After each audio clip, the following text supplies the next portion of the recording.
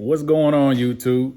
Hey, it's another Wednesday, and as always, I have to drop a video on Wednesday because that's what I do every single Wednesday. All right. So, for those of you that don't know, I'm a realtor here in Phoenix, Arizona, and I work for Berkshire Hathaway.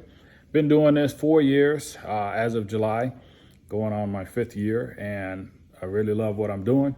So, what I try to do is bring information to buyers, sellers, and homeowners or individuals that want to get into investing. And, I try to give a little bit of everything, financials and things like that for my listeners. But it's just my own account, my own information. So please do your due diligence and figure out what works best for you, because I'm just talking on what's working best here in Phoenix, Arizona. So today's video, if you could just go ahead and hit the like button and subscribe. Today's video is about how to get into investing. All right. How to get into investing. So I'm going to show you my method because I don't have a lot of money to invest into homes by putting 20% down and things like that. So I want to be able to show you what I'm doing. All right. So I've shared this story before, but let me share it again for you. So with me, I didn't really know I wanted to do investing, but I already knew I wanted to have another stream of income. And what ended up happening was I went to purchase my first home, me and my wife, and we purchased the first home not thinking about investing. We had none of that in mind. We didn't even have any inkling that, hey, we're gonna try to invest or use it as a rental. We just purchased it because we needed a home for ourselves. We were renting in an area that we didn't want to rent at. The homeowner actually wanted to sell us the home, but it was a 3-bedroom home and we needed a 4-bedroom and a little bit more space. So we ended up purchasing a home, got it for $215,000. We purchased it as a primary because it was our home, okay? And with that, the interest rates at that time in 2015 were 4.25 for us, okay? Now, that's a really low interest rate, even at that time. If we were to purchase that and we were to do like an investment, the interest rate could have been 6, 7, 8%, and it would have been a little bit more. So we didn't have the money to do investments. We didn't have the money for 20% down or any of that stuff. Luckily, I do have the VA home loan. So this is really good for individuals that are in the military or out of the military and have served their time. And we got visitors coming through, and they have their certificate of eligibility or their VA home loan that they can utilize. All right. Even if you just have a regular purchase, as for FHA, conventional, there's a ton of other ones. I only want to get into the main ones because I don't want to go too deep into all of that stuff. We'll be sitting here forever. But you're looking at primary purchases, not investments. And the reason why is because the interest rates. All right.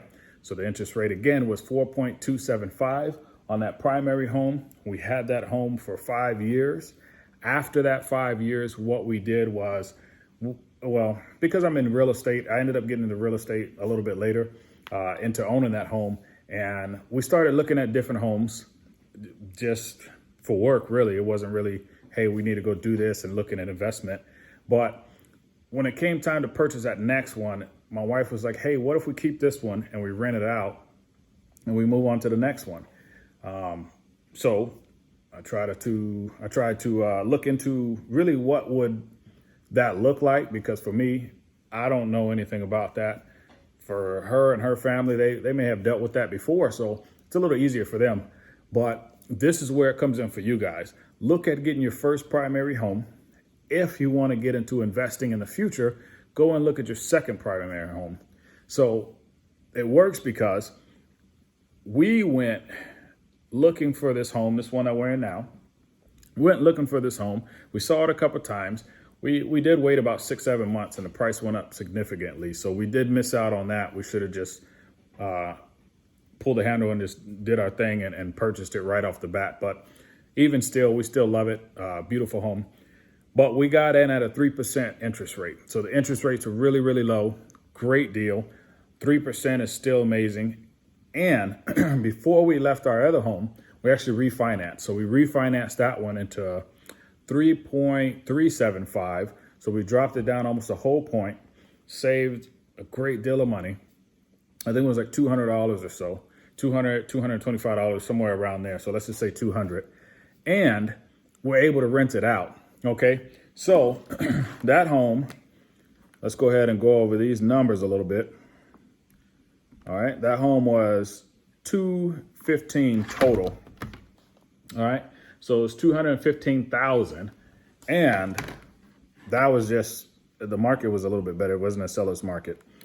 And we used our VA home loan, so we didn't have to put anything down, but we did have to do $4,500 towards the funding fee, closing costs, things like that, or whatever.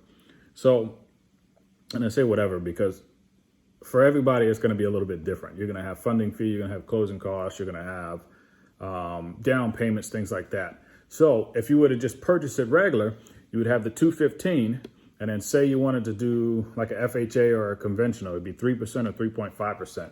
So let me go ahead and put that down. All right, so I wrote it off camera, but I want to show you, if you were to do it as a regular purchase, 3% down of $215,000 would be $6,450. And just a rough estimate of what your closing costs may be. You can always ask the seller to do closing costs, things like that. But I'm just trying to give you an idea. In different areas, your closing costs might be different. So you want to ask a lender what the closing costs will be. So for mine, I just put 1.5%. You're looking at $3,225 for your closing costs, which gives you a total of $9,675. So let me go ahead and show you this, because it's a $215,000 home that you can move into for $9,675. Now you see this beautiful number down here. If you're an investor, you got to put $43,000 down because it's 20% on a $215,000 home. So please tell me this isn't a beautiful hack. All right. So you can get into a home for $9,675.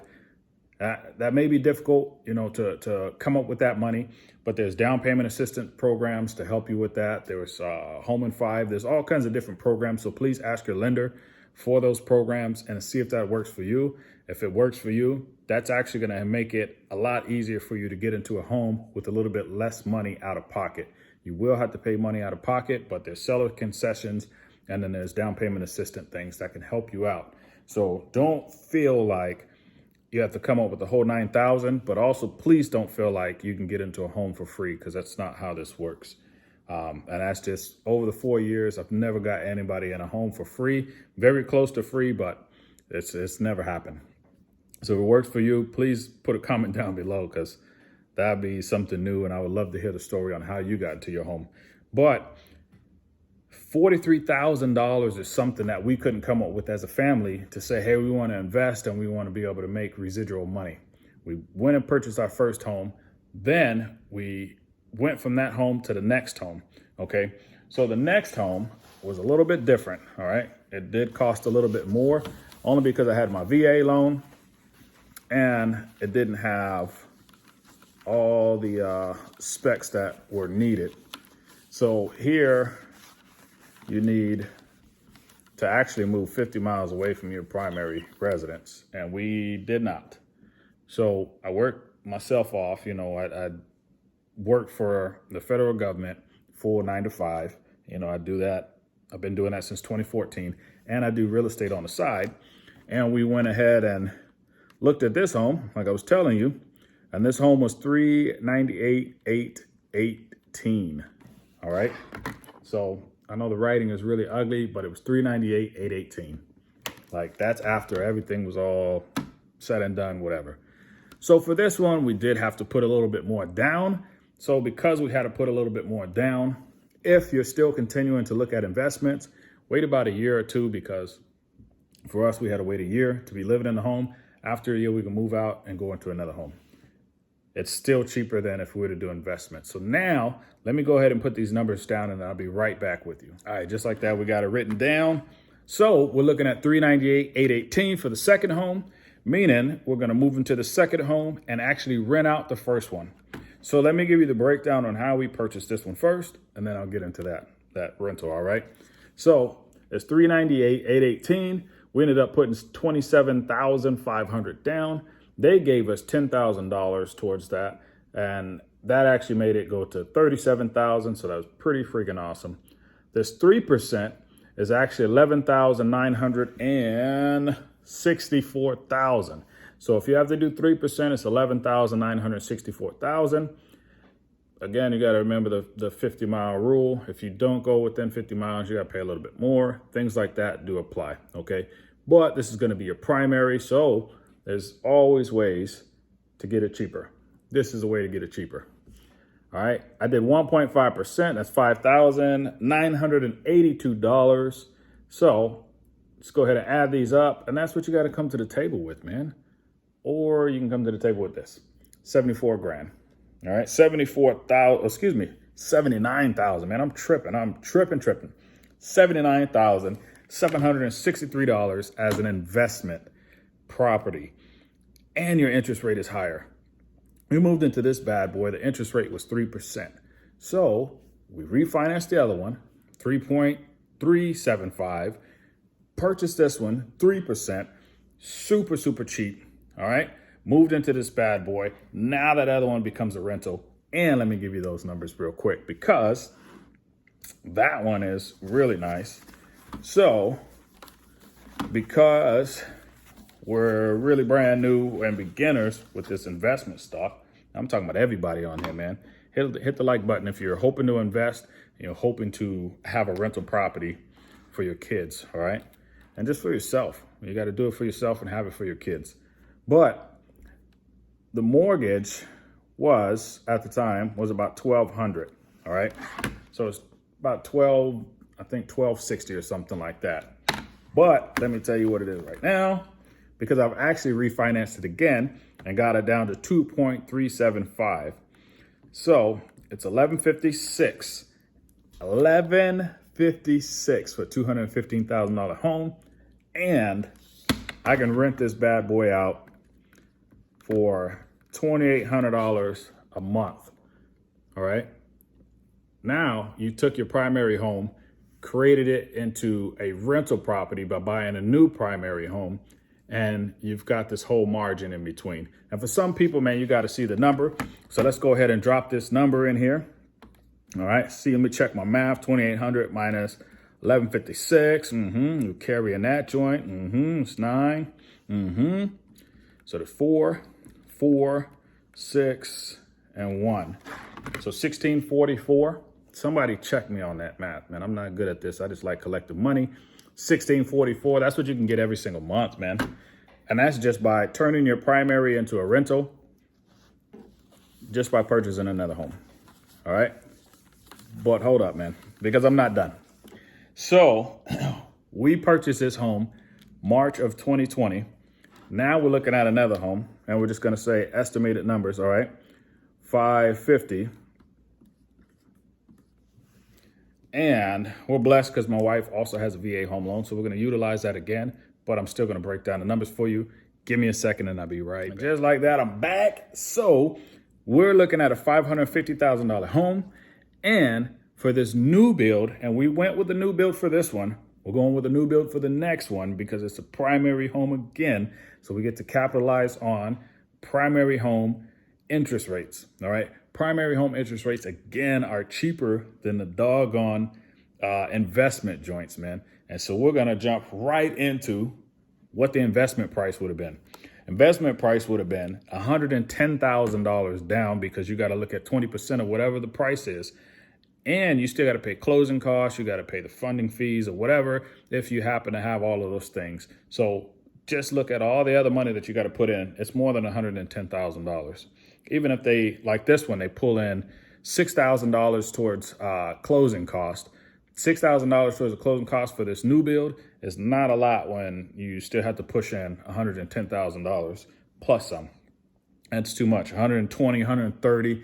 Man, it's just that my pockets don't go that deep. So for this hack, our pockets don't have to go as deep as that, man. So the $550,000, they require $10,000. And actually next week, so if you're watching this right when this thing drops, next Monday is going to be a holiday. We're going in there to sign this bad boy and drop a $10,000 check so we can get this new build started.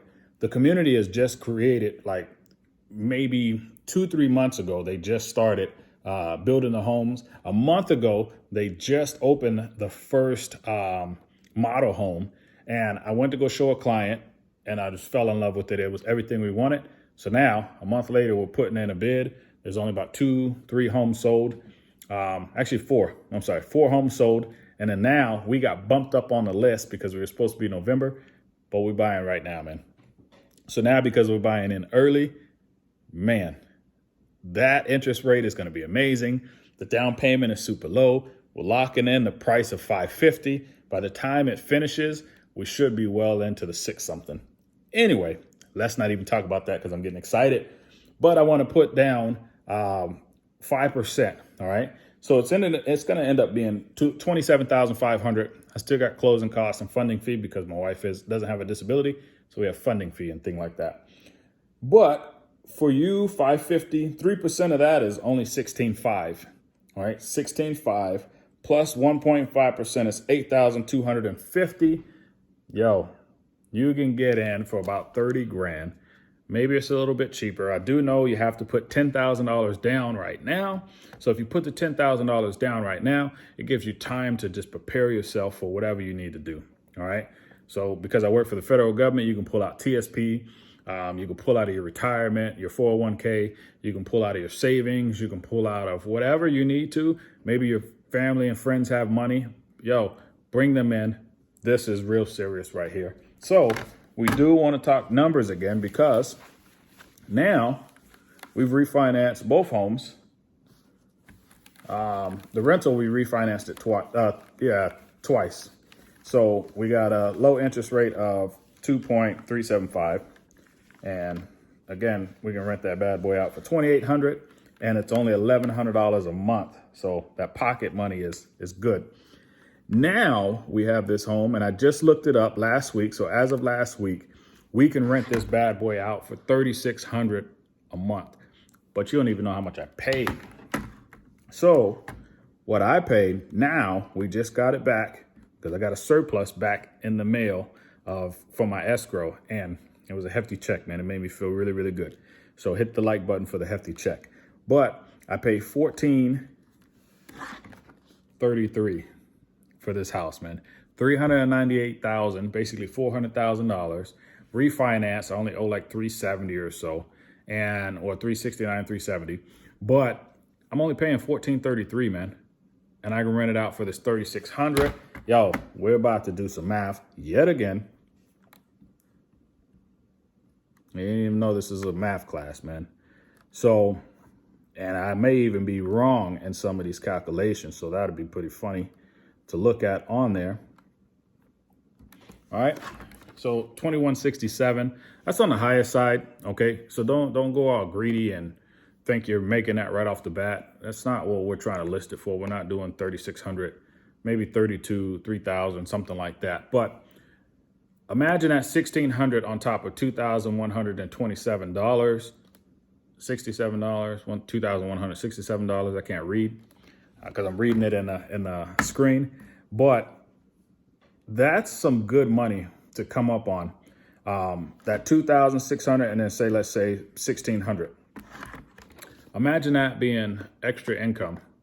You can duplicate this process as many times as you want, as long as it is allowed to be your primary home. So this is a really, really good hack when it comes to purchasing a home just for yourself. Don't worry about it as an investment or none of that stuff. This is a really good way to avoid having to do all of that BRRRR strategy stuff. And I will do a video on the BRRRR strategy of buy, rehab, refinance, and then rent it out. You have to do that as an investment, unfortunately. For most of those, you can still purchase it, but to rehab, most loans are going to be really tough. Well, not most, some loans are going to be really tough to get. Like VA, you can't do all of that rehab stuff. They want the home ready to move in. So for me, I don't have an advantage of using that. Eventually I will run out of VA money and then I'll have to do conventional loans, and then I'll go over that with you as well. But for now, man, $2,100 and $1,600, we're looking pretty good, man. It's $3,700, and we still work. We still make good money. I still have 2 jobs. My wife has a great job where she's been promoted. Like, our expenses are super low. Things are good, man. This is a really good hack for you guys, man. If you can just purchase the first home, live in it for a year. If you find something else, hustle your butt off to get the money that you need and move into that bad boy, man. This is what we're trying to do to make a great career for ourselves. All right. So now we're not money hungry. We can just find a career that we love, and we can make it generational wealth, because these homes will last for a long time. Don't go spending all that money either, man. You want to have some really good reserves, a good year worth, because expenses are really hefty. You do have some tax benefits with that thing. So talk to your CPA. I can't tell you any of that stuff. But expense wise, you're going to be fixing ACs, roofs, flooring, things like that. So spend all your money, you're hurting yourself. But I hope to see you guys really start to get into this market, man. Get into new builds if you want, like I'm doing. Get into the new builds. You don't have to fix anything. You customize everything, make it neutral but still beautiful. And in a year or 2, you can move out and then do it again on another new build. Get in at the beginning of the new builds. Don't wait until the end. That's where you're going to get your best amount of money. Getting in the beginning, everybody else moving in is just increasing your pay. By the time they finish, you're looking at a year or 2. Then it's time for you to go again. So you don't even have time to really make neighbors, friends, none of that stuff, man, because you're going to be renting and making big money. So I hope you guys like this thing. If you made it this far, put Shamrock down at the bottom, hit the like button, and then much love, Baby Yoda, man. I'll talk to y'all later.